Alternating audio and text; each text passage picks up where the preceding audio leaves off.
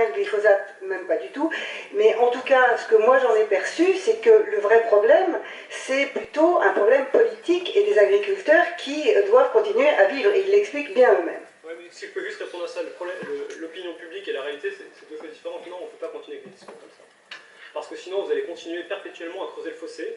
Non, mais je suis désolé. Vous allez à me répondre, si vous me dites là, on est entre nous, alors ça va, personne ne se sent violenté. Mais alors, allez dire ça dans une réunion publique, dans un État membre, l'opinion publique c'est bien sympa, mais la réalité c'est autre chose, c'est pas ça. L'opinion publique, si aujourd'hui elle exprime une forme de défiance envers les institutions européennes, c'est parce que les institutions européennes ont parfois considéré, c'est pas tout le temps le cas, et c'est pas du tout, vous voyez bien le discours que je tiens depuis 2 heures, c'est pas du tout un discours anti-institution, je pense qu'en France, si je tiens un discours comme ça, c'est beaucoup plus difficile.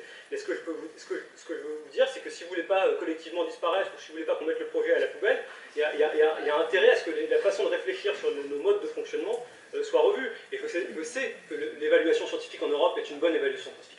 En attendant, il y a un certain, et je le répète, il y a un certain nombre d'agences en Europe dont la crédibilité, dont l'indépendance est remise en cause. Et tant qu'on n'aura pas réglé ce problème-là, on n'aura pas réussi à avancer. Mais je ne remets pas en cause le travail et la qualité de celles et ceux qui sont dans ces agences. Je sais qu'ils sont pour la plupart d'entre eux des gens dévoués, mais il y a un certain nombre de situations qui aujourd'hui ne sont plus acceptables. Et ça, il faut qu'on le corrige. Je ne dis pas que c'est un grand chambardement, je dis qu'il faut qu'on le corrige, parce que si on ne le corrige pas, vous aurez perdu définitivement la confiance des Européens. Et vous pouvez construire l'Europe sans les Européens, mais alors vous ne la construirez pas longtemps. Le public a pensé que la Terre était plate pendant très longtemps.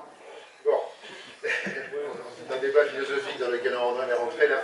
Je pense qu'on doit à ce stade remercier notre orateur qui a d'autres engagements, je pense qu'il est déjà 14h20, et remercier aussi l'auditoire qui est resté aussi jusqu'à maintenant pour l'intérêt de la conférence, même s'ils avaient aussi des rendez-vous professionnels à 14h15.